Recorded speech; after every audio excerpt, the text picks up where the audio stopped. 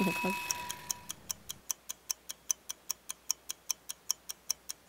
Ziemlich abgefahren.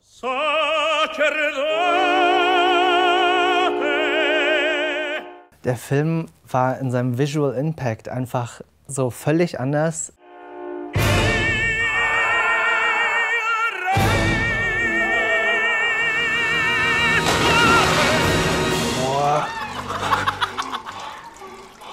Und ist ein super Film. Ich habe selten so viel gelacht.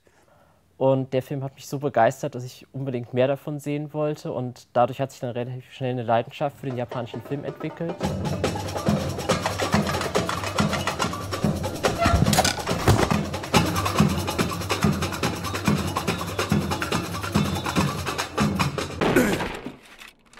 Im Laufe der Jahre habe ich so viele gesehen, die ich geil fand, dass es einfach schwierig wird zu sagen, das ist jetzt der Film. Ich glaube, diese große Vielfalt kommt allein schon mal daher, dass Japan einfach sehr viele Filme produziert.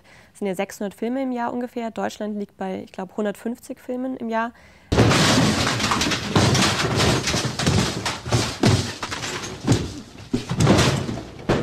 Also wie ich den damals gesehen habe, habe ich gedacht, wow, das ist ein ganz, ganz toller Film. Ja, er ist unglaublich kraftvoll, mit ganz toller Musik, einem super tollen Hauptdarsteller.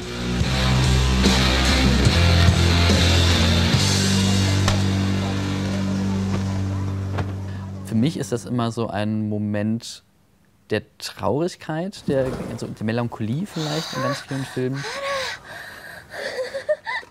die aber nicht negativ ist, sondern die positiv ist, in der man sich einfach irgendwie so nachdenkt und irgendwie so eine angenehme Traurigkeit.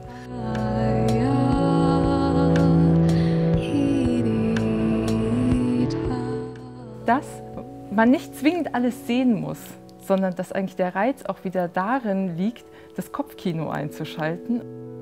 Das finde ich einfach interessant, weil man so als Zuschauer auch ein bisschen aktiver sein muss und weil einem nicht alles vorgebetet wird, sondern weil man sich vielleicht auch mehr in die Figuren hineinversetzen muss. Aber gleichzeitig auch in einen Kulturraum hineinversetzen muss, den man so gar nicht kennt und den man sich auch erstmal so ein bisschen erschließen muss. Und man guckt sich das an und ist total bewegt und findet die Menschen wahnsinnig toll und fühlt richtig mit. Und dann ist es vorbei. Und dann sitzt du erstmal da, was ist passiert? Und gerade dieser Cut manchmal einfach, regt einen dann erst richtig zum Nachdenken an. Also ich finde, das Besondere bei Nippon Connection ist, dass es gerade nicht die Klischees bedient, die man vielleicht von Japan hat, nämlich dass alles völlig schrill und überdreht ist, sondern dass in unserem Filmprogramm wirklich die ganze Bandbreite abgebildet wird, also von Trash-Film bis zu Arthouse, vom Independent-Film bis zum Blockbuster und dass man dadurch ein wirklich differenziertes Bild des japanischen Kinos bekommt.